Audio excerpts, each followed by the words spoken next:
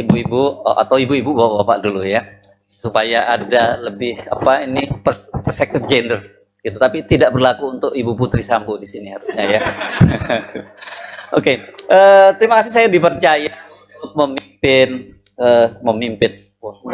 memandu memandu diskusi 2 tahun koalisi aksi menyelamatkan Indonesia. Nah, dari judulnya itu tahu semua ini judul ini pertanyaan terbuka ya. Selamatkah Indonesia? Bukan selamatkan ya, itu kalimatnya antara H sama N itu beda, diganti aja selamatkan Indonesia atau selamatkah Indonesia dengan sistem bernegara hari ini. Ini saya kira pertanyaan yang dalam beberapa hari terakhir ini memang menjadi diskusi yang menarik ketika orang setiap kali memperingati ulang tahun kemerdekaan RI dan orang kemudian bertanya-tanya apakah kita itu sekarang memperingati ulang tahun yang ke-77 atau tidak. Kemarin kita diskusi dalam FNN juga begitu dipersoalkan. Kenapa? Karena sesungguhnya setelah amandemen tahun 2022 itu negara demokrasi, negara revolusi itu, negara kemerdekaan RI itu sudah berakhir gitu. Dan sekarang yang ada adalah negara Republik Indonesia dengan Undang-Undang Dasar 2002 ya. Jadi kalau dihitung dari 2002 sekarang ini adalah kemerdekaan yang ke-20 gitu ya. Sekarang Bapak boleh milih bebas dan ini banyak sekali narasumbernya, ada 6 orang tapi yang hadir hari ini sekarang ini ya baru 4 orang, yang lain sedang on the way. Dan masing perspektifnya ini saya kira lengkap, mulai daripada hukum tata negara, ekonomi, ada soal praktisi dan pengamat BUMN, ada rektor UMJ, kemudian ada sarjana, 2 orang ini saya kira bertumpuk ini kelindan ini antara Pak TB Masa Jafar dengan Dr. Mulyadi ya. Nanti dipisah aja nih ya, mungkin ada yang paling depan, ada yang di belakang gitu untuk bicaranya ya. Saya akan memulainya, saya akan meminta dengan, karena ini termasuk tuan rumah saya kira Pak Masa Jafar. Jadi lebih baik Pak Masa Jafar karena sebagai tuan rumah juga kami untuk memulainya. Selamat datang Pak senior kita di kami, Pak Bahtiar Ramsah. Dan insya Allah ini acara ini tadi kan tadi belum dimulai dengan doa, tapi nanti kita mesti akhiri dengan doa. Tapi insya Allah acara ini penuh keberkahan karena presidium kita kan Pak Gatot Nurmantio baru kembali dari Tanah Suci, jadi masih dikawal 40 malaikat gitu. Jadi ya presidium. Aduh, ini maunya kecepatan aja Pak ya. Jadi meskipun tadi mestinya dimulai dengan doa tapi tidak dimulai dengan doa, kehadiran Pak Gatot insya Allah akan membawa keberkahan kita bersama. Ahlan wa sahlan Pak, dan insya Allah hajinya mabrur. Saya percaya Pak Gatot ketika di Masjidil Haram maupun di Raudhah di Madinah tidak akan berdoa tentang dirinya sendiri. Udah selesai urusan itu dengan Pak ya. Urusan untuk diri sendiri Pak Gatot udah selesai. Yang pikirkan Pak Gatot pasti insya Allah itu soal berbangsa bernegara gitu ya. Gitu ya Pak ya. Amin insya Allah, dan mudah-mudahan doanya dijabah. Dan saya banyak tahu sekarang banyak sekali warga Indonesia yang pergi ke Tanah Suci dan berhasil Tanah Suci, itu doanya ya adalah untuk kebaikan bangsa dan negara ini. Apakah tanda-tanda peristiwa yang terjadi belakangan ini Allah menunjukkan kekuatannya bahwa makar Allah itu jauh lebih dahsyat ketimbang makar manusia? Kita tidak tahu ya. Namanya kita ikut saja sunatullah, dan katanya kan kalau sesuatu sudah berlebihan itu pasti akan pada sampai titik kulminasi. Kita tinggal berdoa apakah ini merupakan dari itu. Nah, tapi sambil berdoa tentu juga harus ikhtiar juga, dan mari kita diskusikan.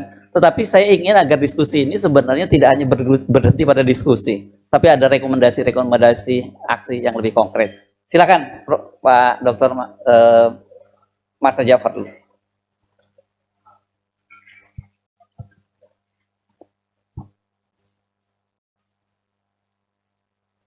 Ini.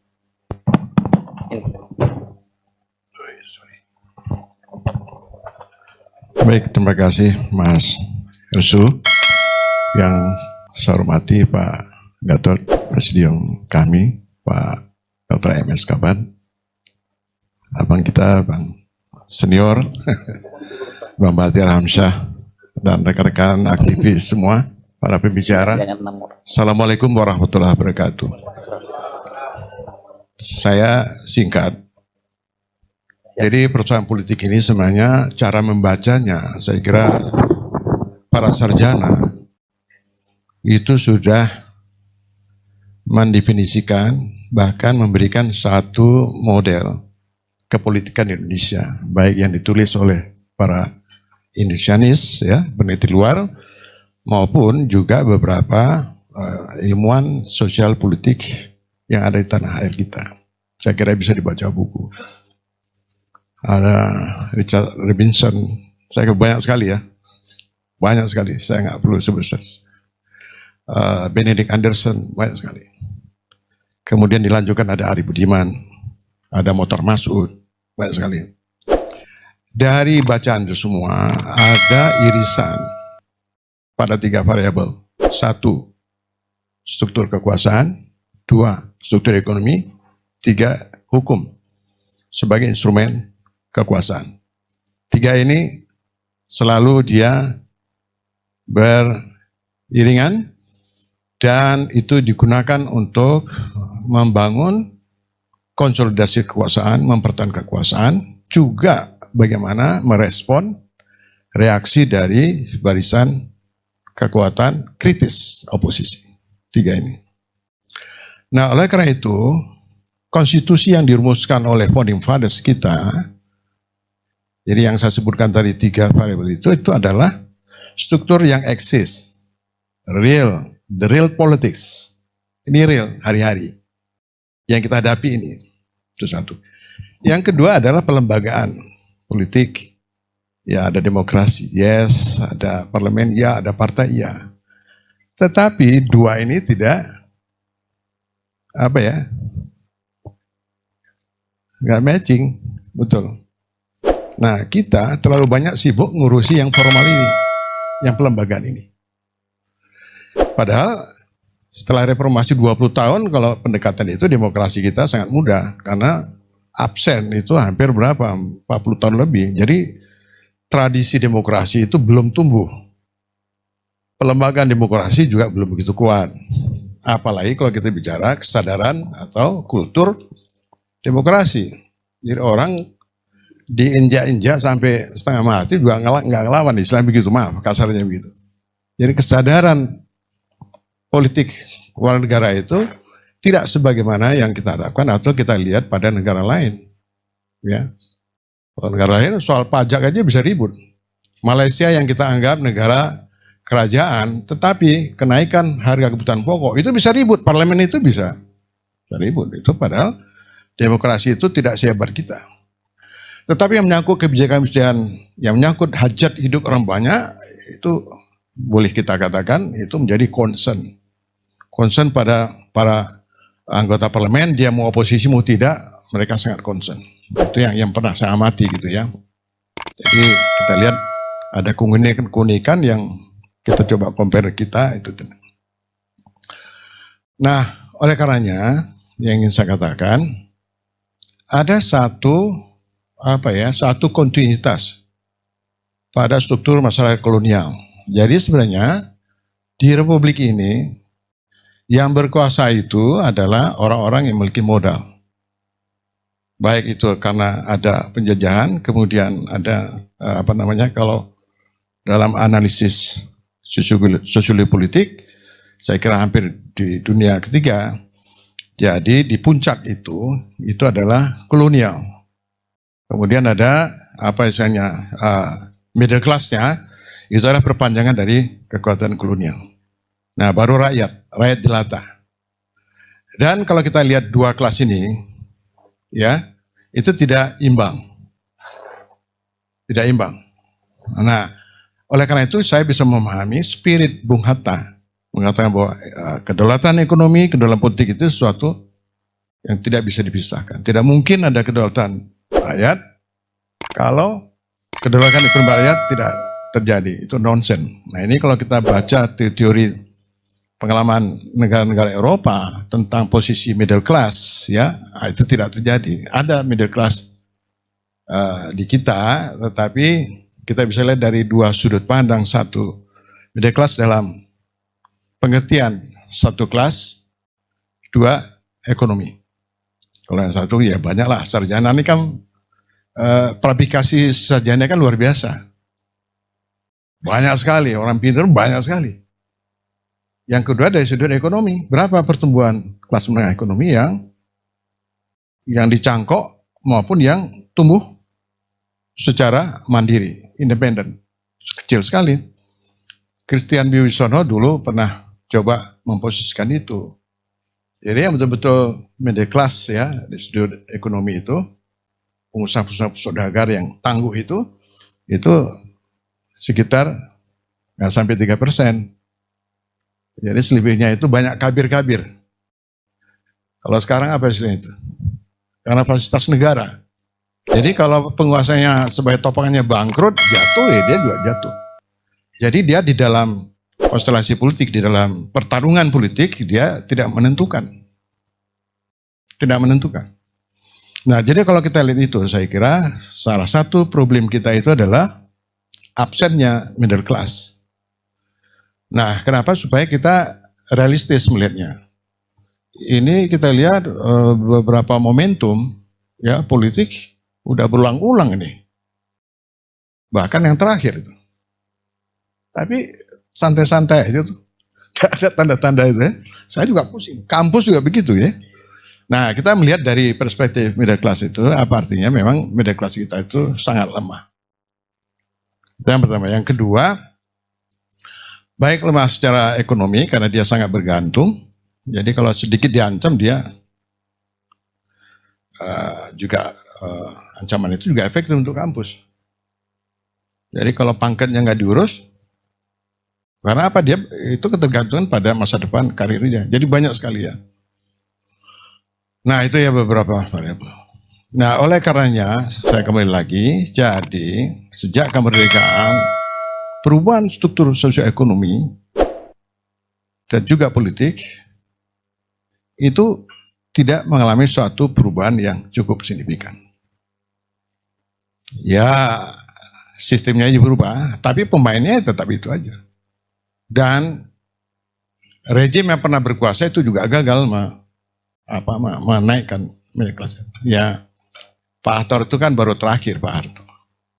Tapi udah di ujung gitu. Jadi beliau juga gagal. Ya karena dia masuknya kan ukurannya kan pertumbuhan.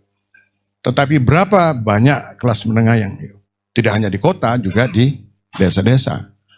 Nah inilah yang menjadi sasaran yang kemudian dikendalikan oleh kekuatan uang sampai pada hari ini. Sampai pada pengusaha-pengusaha yang tanggung itu. Walaupun kebijakan-kebijakan diambil oleh para pengambil keputusan, pemerintah parlemen tidak bisa melawan. Ya, jadi karena memang tidak ada kelas menengah yang mandiri. Kemudian yang kedua, dari sudut tadi kan pendekatan sosial kelas. Nah, pendekatan sosial kita lihat ada dua kekuatan besar ya dalam sejarah kita. Ormas agama terbesar, ada Muhammadiyah, ada NU. Ya, ini juga kita selalu bertanya. Jadi ada teori mengatakan bahwa oke, walaupun dari pendekatan sosial kelas itu tidak bunyi, mestinya kekuatan-kekuatan agama mestinya dia bunyi istilahnya. Dan itu yang terjadi ketika kejatuhan Markos. Semua gereja itu teriak. Jadi agama itu menjadi sangat fungsional. Jadi tidak berhenti pada simbolik, tapi agama itu justru sebagai kekuatan agen perubahan. Ukurannya saya kira banyak sekali. Ya, ukuran moral. Padahal kita lihat praktek-praktek politik hukum itu jauh sekali bertentangan dengan moral agama. Tetapi kita lihat sepertinya itu tidak atau dianggap sebagai sesuatu yang bisa diterima. Begitu permisifnya. Ya, nah itu kondisinya. Kemudian yang ketiga, kita lihat ya, pasca reformasi, peta politik kita itu susah kita mengidentifikasi. Sebenarnya siapa sih kekuatan pro-perubahan dan anti perubahan? Susah. Yang dulu teriak reformasi, sekarang justru jadi kekuatan anti perubahan. Nah, kayak model Pak Gatot ini langka. Padahal model Pak Gatot ini kita lihat pada perubahan di Portugal, itu justru jenderalnya yang memimpin perubahan. Ya, itu pada model transformasi. Juga ada beberapa model lain. Nah, kita agak sukar melihat di Indonesia ini modelnya seperti apa. Walaupun ada pada awal reformasi, ada yang mengatakan ini adalah model transformasi sebenarnya elit, walaupun ada gerakan mahasiswa, ada juga yang enggak. Ini adalah kombinasi elit dan massa. Artinya kekuatan mahasiswa. Nah, jadi perubahan-perubahan ke arah demokratisasi itu setiap negara itu kombinasinya bisa beda-beda. Nah, jadi kalau kita lihat pada case Indonesia, saya sendiri agak susah itu, coba mengidentifikasi. Ya, jadi kalau kita baca di sini kan ramai sekali diskusi sampai mana, tetapi kesadaran perubahan itu belum transformasikan sebagai satu gerakan politik, belum. Berarti ini kan ada missing. Di mana missingnya? Nah, kalau saya lihat, yang pertama, konsolidasi oposisi dibandingkan dengan konsolidasi kekuasaan, penguasa itu jauh lebih kuat penguasa. Ya pastilah, dia pemegang otoritas, dia bisa menggunakan sumber daya politik dari berbagai sudut, sementara oposisi nggak bertambah-tambah itu. Yang paling gelisah kan cuma kami. Tapi nggak nambah-nambah itu. Saya pikir tadinya ini nambah gitu ya. Oh, tadi saya diskusi, sudah dari segi ide saya kira kan sudah sangat menyebar. Tetapi di realnya itu tidak wujud itu. Tidak mungkin suatu gerakan itu kalau tidak ada satu kesamaan. Oke, pemikiran, tapi juga harus turun pada kesamaan agenda, strategi, dan tujuan perubahan. Barangkali ini problemnya. Saya kira di sini masalahnya. Nah, kecenderungan kalau saya amati, semua para elit-elit yang berada di luar pemerintahan itu bergerak, ya setuju ada perubahan, tapi ketika pada strategi perubahan itu punya agenda masing-masing, sehingga kekuatan oposisi itu yang di luar pemerintahan itu tidak pernah terkonsolidasi dan dia tidak bisa ditransformasikan ke dalam sebuah gerakan. Nah, itu persoalan. Padahal momennya sangat sudah berapa momen nih? Yang terakhir sebenarnya ini momen yang paling seksi nih. Jadi dia bisa masuk kemana-mana. Ke hukum dia masuk, ke Indonesia juga kepada struktur kekuasaan. Jadi instrumen ini adalah yang menopang eksistensi oligarki. Dia bagian dari mesin kekuasaan. Ini kan apa saja. Dan itu memang dipelihara sebagai mesin koersif. Ya. Nah, sayangnya gerakan-gerakan massa yang sifat yang radikal itu belum muncul. Kalau di awal Orde Baru itu kan ada itu yang saya belum lihat itu. Atau kita tunggu gitu kan.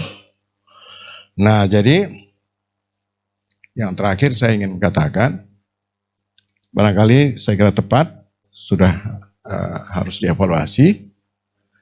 Dan masalah kita adalah bagaimana transformasi gagasan ide-ide itu ke dalam aksi, ya, melalui satu konsolidasi tidak hanya pada kami, tetapi semua kekuatan-kekuatan sosial, kekuatan politik itu ada di tubuh tentara, situ juga mungkin sedikit ada di polisi. Saya kira juga ada, bukan tidak ada, ya.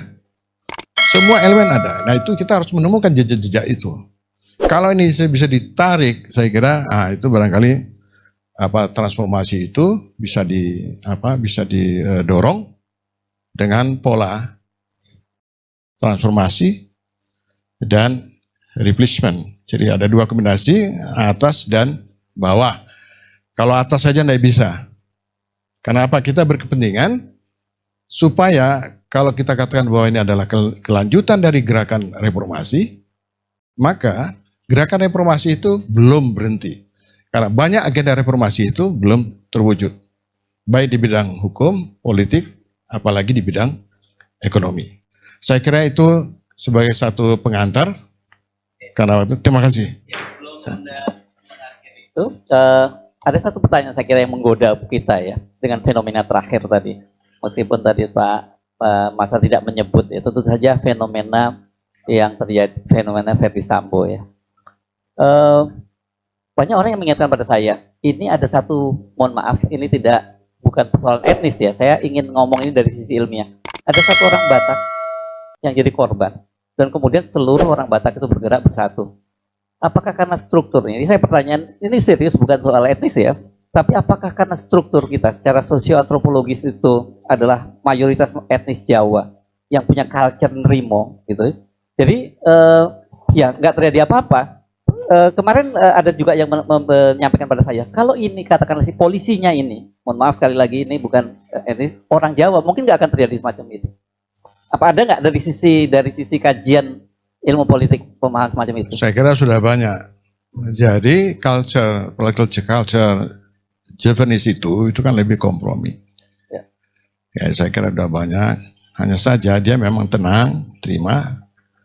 Tapi dia endingnya itu sangat berbahaya. Karena kalau dilihat dari sejarah kekuasaan Jawa, itu selalu berakhir dengan pertumpahan darah. Nah, itu sudah kita lihat di dalam perjalanan dua kepimpinan Presiden Indonesia ya. Karena ini adalah mayoritas Jawa, pasti dah punya pengaruh. Secara kultural pasti punya pengaruh gitu. Tetapi uniknya bukan berarti orang Jawa itu nggak mau ngelawan. Jadi dia ada stadiumnya. Kalau kampung tengahnya masih survive, ya kebutuhan pokoknya, nggak tahu kalau Indomie, Prof, kalau sampai naik berapa, itu mungkin. Tapi sepanjang kalau, ini hebatnya Pak Harto, keberhasilan dia menstabilkan politiknya sekian tahun itu karena dia bisa mengamankan kampung tengah itu. Jadi kalau substansinya dia terganggu, baru. Dan saya kira itu salah satu penjelasan, Pak. Nah, kemudian yang kedua yang tadi saya ingin juga, saya kira ruang perlawanan itu kan sangat terbuka kepada siapa, pada kelompok manapun. Nah, ini menarik karena ini korban orang Batak. Hampir semua orang Batak kan kur. Ini kan baru satu kelompok sosial.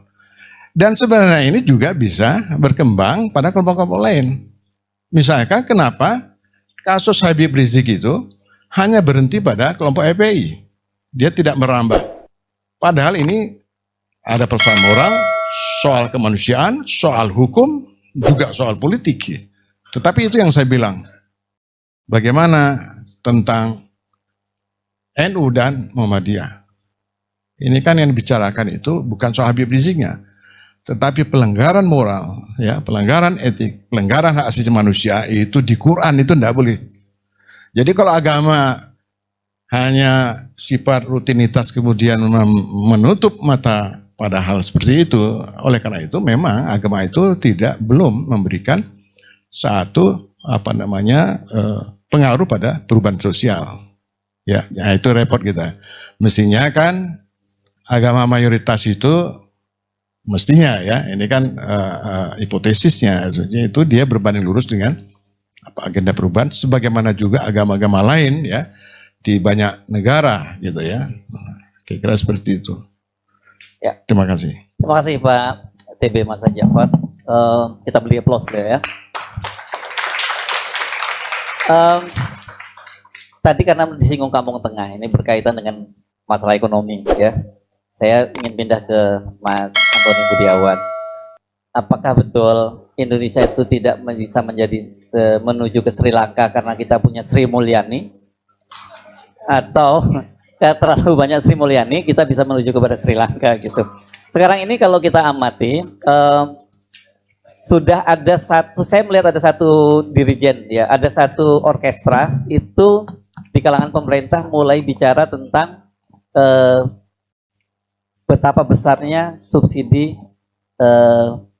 bahan bakar, ya bahan bakar minyak. Selamat datang, Profesor Cadas, Refli Harun ya. Kan kita sudah mulai satu. Anda lihat, kalau Anda buka semua media itu semua sudah mulai bicara satu suara bahwa ini ada problem yang serius, bahwa kita subsidi bahan bakar minyak yang 510 triliun itu pemerintah udah gak kuat lagi. Presiden udah lama memberikan sinyal-sinyal. Dan terakhir yang ngomong itu saya amati adalah Menteri Investasi, ya. Dan kita tahu belaka siapa Menteri Investasi ini. Selama ini kan beliau jadi salah satu operator dalam berbagai operasi-operasi politik yang dilakukan oleh Presiden Jokowi, terutama berkaitan dengan 3 periode, gitu. Oke, silakan Mas Antoni. Iya, terima kasih Mas Hersu. Selamat siang Pak Gatot, Pak Kaban, Pak Bakhtiar, dan Bung Hatta, sama ya Bung Rasid, Bung Muslim, Pak Safril. Sini judulnya menggelitik ya, selamatkah Indonesia di dalam sistem bernegara hari ini? Apa sistem bernegara hari ini? Di mana sistemnya? Apa sistem bernegara ini? Sistem bernegara hari ini, kalau di dalam konteks, kalau kita lihat dari kekuasaan dari pemerintahan, eksekutif, yudikatif, dan legislatif, ini sudah tidak ada. Jadi sistem bernegara kita ini sudah bukan ada sistem yang check and balances. Tapi ini adalah sudah sistem tirani. Jadi ini memusatkan kekuasaan untuk bersama-sama, dan saya kategori ini adalah sistem tirani. Lalu mereka tirani adalah membuat hukum demi kelompoknya sendiri, untuk kepentingan kelompoknya. Nah, jadi contohnya adalah beberapa undang-undang yang dibuat adalah untuk kepentingan kelompok itu sendiri. Jadi tidak mementingkan rakyat banyak. Dan dampaknya ini adalah sudah sangat luar biasa dari sudut ekonomi. Bahwa kalau kita flashback ke belakang, ya, sewaktu benar bahwa di Pak Harto juga, Orde Baru juga tidak ada check and balances. Benar itu. Tetapi bahwa kepemimpinan dari Orde Baru itu masih memikirkan kepada rakyat. Contohnya, itu waktu sumber daya dikuasai oleh negara. Semua hasil dari kenaikan harga komoditas, harga minyak, karet, dan sebagainya semuanya itu dikembalikan kepada APBN. APBN kita meningkat tajam. Tetapi sekarang, sejak reformasi, kita bisa lihat perluasan lahan untuk komoditas, untuk khususnya batu bara, itu dikuasai oleh sekelompok masyarakat saja, sekelompok pengusaha. Ekspor batu bara dari 2004 sampai dengan 2019 itu adalah 245 miliar US dollar. Artinya sekitar dengan kurs saat ini adalah sekitar 3.750 triliun, sekitar gitu ya, 3.750 triliun. Dan menurut saya adalah paling sedikit setengahnya, atau dari 245 paling sedikit 100 miliar itu adalah profit. Berapa banyak itu? Dan batu bara adalah dikuasai oleh segelintir pengusaha. Nah, kita lihat sejak 2004, terus di 2015 ini semakin ekonomi ini semakin, kalau kata-kata saya semakin brutal. Penguasaan ini semakin transparan bahwa ini dikuasai, dan kebijakan fiskal, jadi ekonomi politik fiskal ini sangat tidak berpihak kepada rakyat. Contohnya apa? Jadi kalau kita bicara ekonomi politik fiskal APBN, sewaktu kita menentukan barang publik, ya, public goods, itu adalah seperti sekarang ini Pertalite dan sebagainya, tadi Mas Hersu menanyakan, itu bukannya masalah kekuatan fiskal apa tidak, bukan masalah subsidi sudah 500 triliun apa tidak, tetapi yang harus dipermasalahkan adalah apakah rakyat mampu apa tidak. Itu yang harus dipermasalahkan. Kalau rakyat tidak mampu, itu masih harus disubsidi. Jadi bahwa kalau APBN tidak mampu, ya pengeluaran lain harus dipangkas. Tarif listrik, semuanya itu adalah kepatutan dari kemampuan masyarakat untuk membayar. Nah, karena DPR-nya tadi sudah tidak memberikan kontrol kepada situ, maka tidak terjadi kebijakan ekonomi politik yang untuk rakyat. Salah satunya yang sangat-sangat menyakitkan rakyat adalah sewaktu pandemi, di mana harga minyak turun sampai ke $20, $10, tetapi tidak ada harga BBM turun.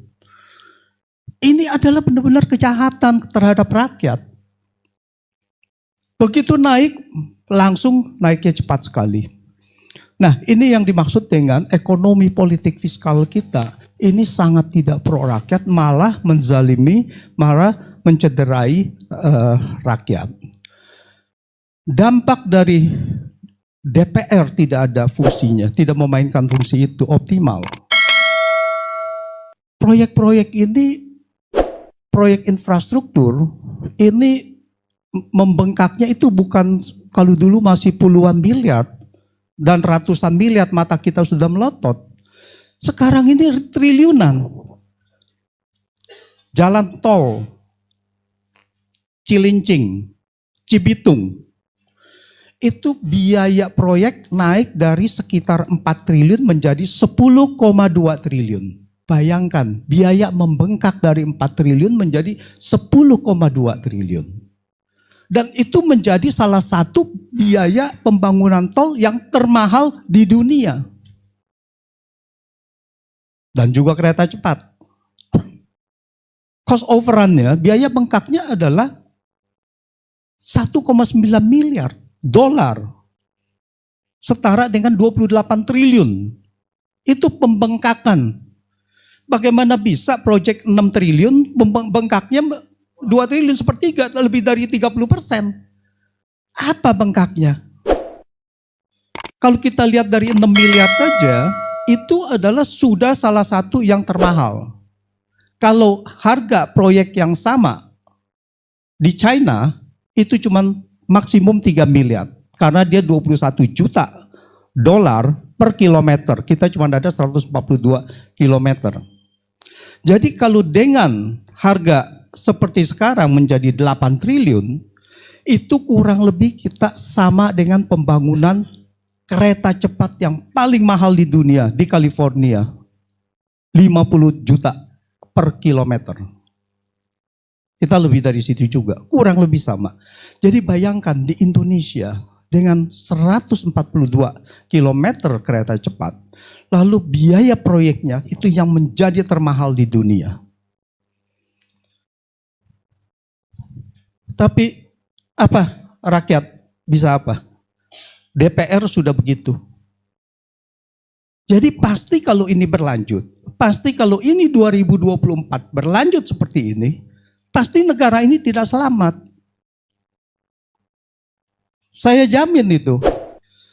Kalau kita di 2018, sekarang di 2018, maka rakyat miskin kita itu ada 150 juta orang atau 56%.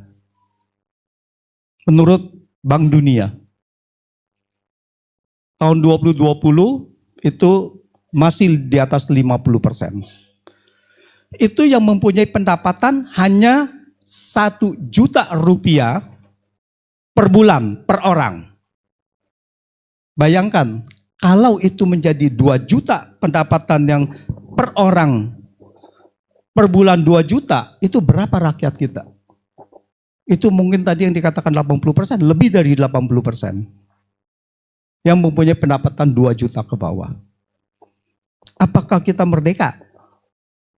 Tulisan saya adalah kita belum mahardika. Karena kita belum sejahtera, belum kuat.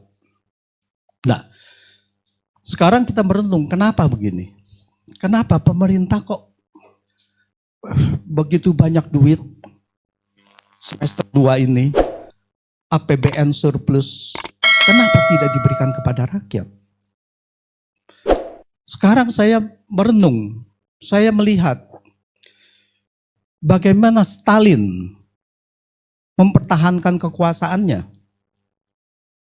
Sekarang pertanyaannya, apakah Stalin itu adalah komunis atau diktator? Dan lebih kecenderungannya lebih banyak diktator. Pada saat itu Stalin mempertahankan kekuasaannya dengan mengatakan, dengan dia berpikiran bahwa rakyat itu harus dimiskinkan supaya tidak ada kekuatan untuk melawan. Jadi waktu dia membuat kooperatif untuk land reform, semuanya diambilin, rakyat yang harus bertanam tanpa dibayar, semuanya disedot sama dia mengenai hasil-hasilnya, dan terjadilah kelaparan di Ukraina. Ukraina adalah yang paling besar, makanya kalau kita lihat perang Rusia-Ukraina, Ukraina itu adalah dalam sejarahnya itu sangat terrepresif sekali dari Rusia. Kelaparan. Berapa puluh juta orang mati di sana. Itu salah satunya adalah itu. Yang kedua adalah, jadi pemikirannya adalah rakyat miskin itu tidak ada kekuatan untuk melawan. Yang kedua, Stalin melarang agama. Semua yang berbau agama dikejar sama dia. Tidak boleh. Tidak ada yang di situ namanya Alkitab yang berbau agama apa segala. Karena agama menurut dia adalah cikal bakal perlawanan melawan ketidakadilan. Jadi apakah di sini ada kesamaan dengan yang namanya ada sekelompokin yang dikatakan lalu radikal-radikal ini? Ini adalah untuk memang mempertahankan bahwa ini tidak boleh bangkit. Kalau dengan adanya begini, dengan adanya kelompok agama yang mempertahankan ketidakadilan, yang menyuarakan ketidakadilan, maka akan menjadi cikal bakal perlawanan. Itu terjadi oleh Stalin. Nah, jadi selama ekonomi kita, selama ekonomi politik kita seperti begini, dan tidak ada kekuatan rakyat yang untuk bangkit, untuk melawan perubahan-perubahan ini, maka saya kira bahwa Indonesia tidak akan terselamatkan, kecuali ada perubahan total. Demikian, terima kasih. Serem nih kita dengar penjelasannya dari Mas Antoni ya. Langsung dijawab bahwa tidak akan selamat gitu ya. Hah? Fakta itu ya.